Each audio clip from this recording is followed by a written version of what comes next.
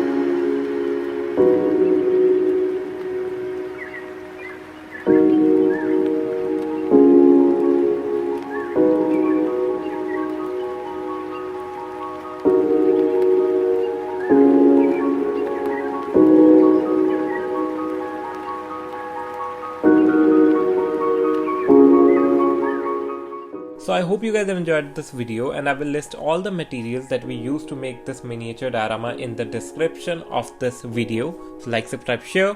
Thanks for watching.